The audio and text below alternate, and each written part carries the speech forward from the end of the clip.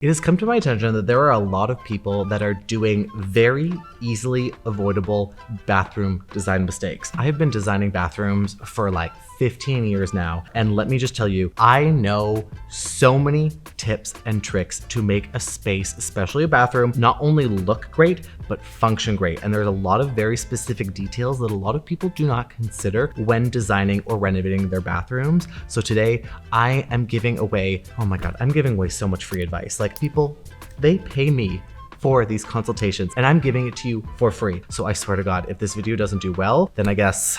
But today we're gonna dive right in to all of the very specific details that you need to consider and the mistakes that a lot of people make when designing a bathroom. First on the list is going to be the plumbing fixture that you choose for the bathroom itself. When people look at rain head showers, which are really trendy right now, and I personally love, there's a lot of very specific details to consider. One, if you're going to be doing a wall mounted one, you need to find a shower arm that is longer than 12 inches. 12 inches is the standard length for a lot of these. The problem with that being is that most people need a good amount of circulation to move around in the shower itself. To comfortably wash yourself and spin all the way around underneath your shower head, you want a good radius of at least 40 inches. That being said, if you have a shower arm that's only 12 coming from the wall, you are going to be butt up right against the wall to get wet underneath it, even if you angle that shower head. These pictures are the perfect example of they look great, but they're not going to actually function because you're barely going to get wet. I always recommend looking for at least a 16 or an 18-inch arm. That being said, there are a lot of ceiling mounted ones. If you do have the room and the capability to bring the plumbing up to the ceiling, I will always recommend using a ceiling mounted shower head because in that instance, you can locate it anywhere you want depending on your preference. While we're on the topic of faucets, also keep in mind that most women do not wash their hair every single day. So having just one rain head shower is not going to cut it because the level of discomfort that they have to go through to get wet and shower without getting their hair wet is an absolute nightmare. Ladies, I am on your side for this. I used to have long hair, like super long hair, and I know the struggle of showering with a rain head faucet that you can't actually get wet under, or everything gets wet and there's no possibility of actually keeping your hair dry. In this instance, I always recommend going with a hand wand. These are usually an additional cost for any plumbing fixture, but they will save you so much time,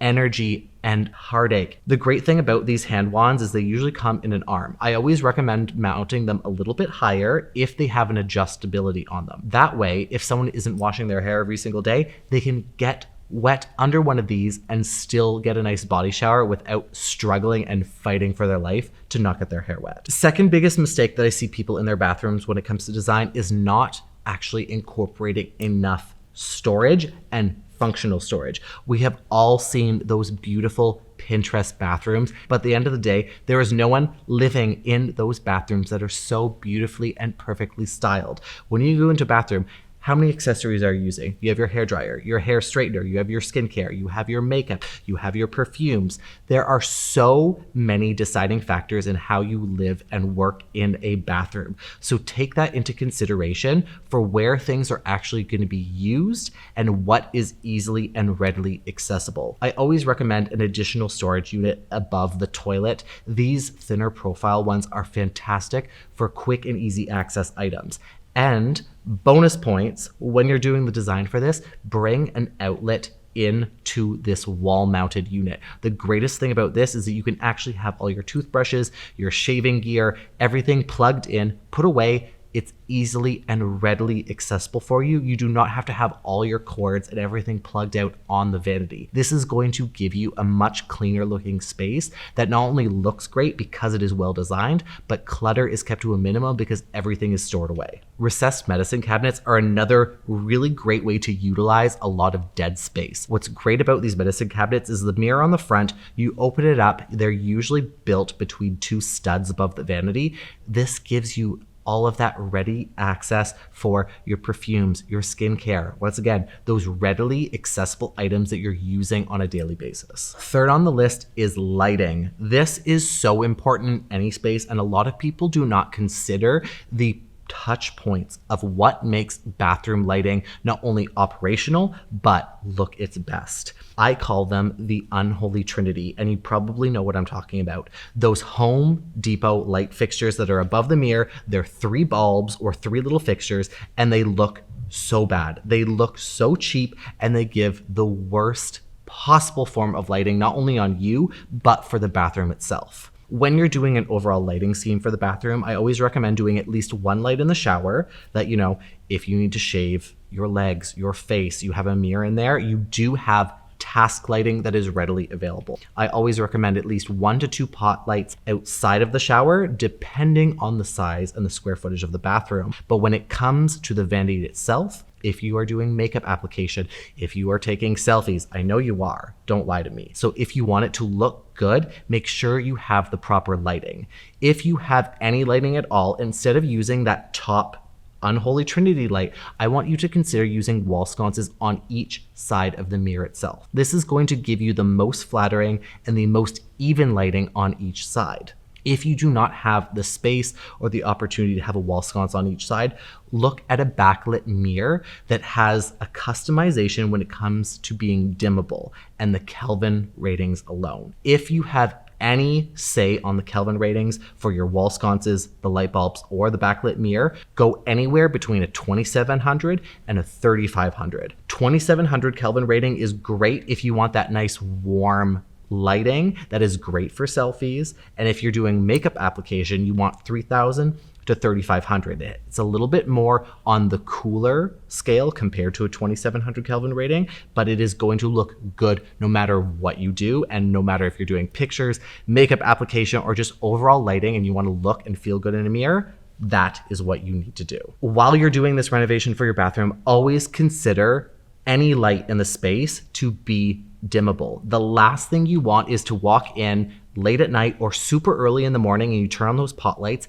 and they are going to blind you. Having that capability of having a dimmable pot light or even a wall sconce to go in creates such a beautiful ambience when you're going into having a shower or a bath. In every renovation that I'm currently working on, I always put in a cove light within the shower itself. So that way, if you are showering super early in the morning or late at night and you don't want those lights on, you can create this really beautiful atmosphere that's intimate, it's sexy, and it feels very spa-like when you're having a shower. Next on the list technically falls under storage, but is another really important factor to consider in any renovation of your bathroom. When it comes to cleaning your floor space, think about wall-mounted items. I'm talking about a wall-mounted vanity and a wall-mounted toilet. Now I know people in the comment sections are going to go wild with me being like, well, this is more expensive. You can't have this. I'm afraid of it. Wall-mounted vanities and toilets are designed to withstand an X amount of weight. That being said, it's not for everyone, but you're going to have up to 600 pounds on a toilet. But the average person that's doing these renovations is going to easily be able to fit this into a space, not only have it operational, but free up that ground space that's going to allow you to clean everything. I swear, like if you have a wall-mounted vanity and a wall-mounted toilet, cleaning the entire bathroom floor is the easiest thing on this planet. Having to go behind one of those toilets that are floor-mounted to actually clean is a pain in the motherfucking ass. And I tell you, I have gone all the way behind there to clean it. It's not cute. No one wants to put their face up against that toilet or anywhere near the seat of that toilet to clean around it. So this is another great consideration to always keep in mind if you have the budget and space for it. When it comes to the finishes in your space, this is another really big problem that I see a lot of people that don't consider. When it comes to the tiles, everyone loves a high polished or just a shiny tile. It looks really luxurious, but it can be super dangerous in a bathroom setting, not only from the perspective of it being a slip hazard, but those high shine tiles reflect so much light in the space. Do not use a finish that is high shine. Go with a satin or even a matte finish. This gives you that extra gripping capability so you prevent any slips and falls in the shower. I don't know if you've ever fallen in a shower before. I have. It was probably one of the most traumatic experiences I've ever had in my life. And trust me, you do not want to see my lanky ass like slipping in a tiny ass shower. Not only were there bruises everywhere, there was blood, there was cuts. I'm just grateful the tempered glass didn't break, but keep that in mind. No one wants to slip in a shower or a tub. Spatial planning and the overall layout of a bathroom is really important to consider how you actually work and operate in the space. So take into consideration the swing of the door getting in and out of the shower itself. Is it interfering with a towel bar? When you are actually in the shower, are you left or right-handed? When you swing that door open, where is the coat hook that's going to hold your robe or your towel, or where's the towel bar? Is it going to interfere? Do you need to walk to the opposite side of your bathroom to actually get to it? By that time, you're cold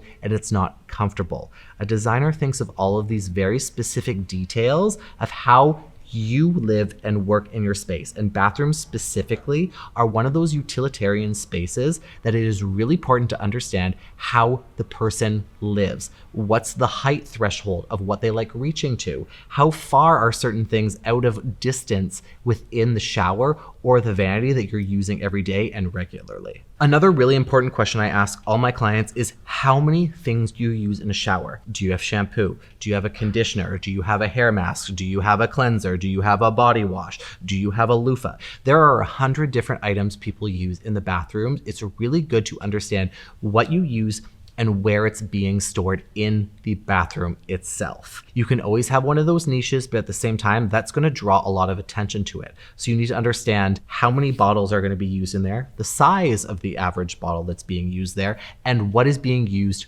regularly. Not every bottle is built the same, and it's always not gonna fit on one of those niches. If you like more of that minimalistic style, one of my favorite items to use is called a Schluter shelf. I know it is a tongue twister, try saying that 10 times, but it is fantastic because the way that these design is they're basically a T-bar. They fit in the grout line of any tile that you're using and give you a nice minimalistic profile of a shelf that sits wherever you want it. It is a jailable offense not to think about where you are storing things within the shower, whether it be a hanging loofah or those other things that you're using regularly. If you buy one of those extendable pole arms and put it in the corner with the shelves on it, you're ruining the entire design of your shower and it looks super cheap. And you know exactly the ones I'm talking about from Bed Bath & Beyond or Walmart that fall in the middle of the night and they will wake you up and you feel like someone died and someone's breaking in. It is another jailable offense if you get one of those really cheap plastic stick and play ones that go onto your tile. I have tried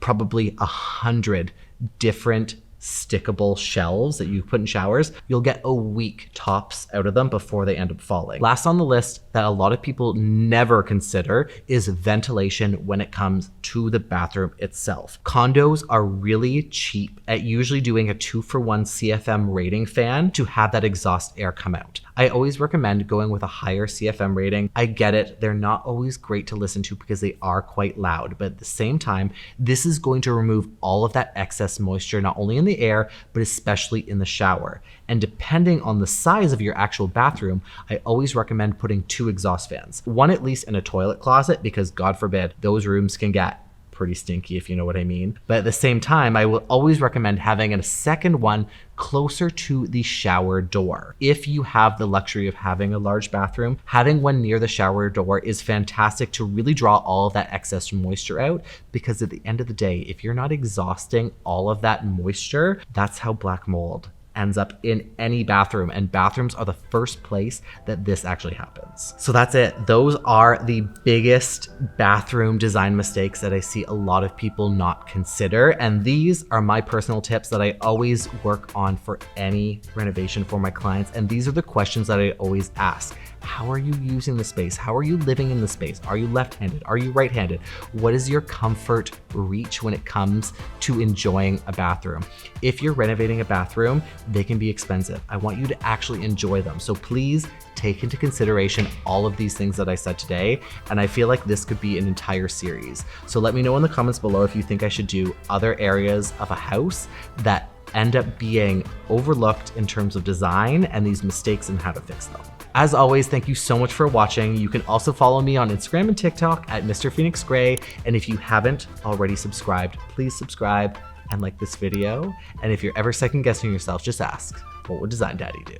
Boom.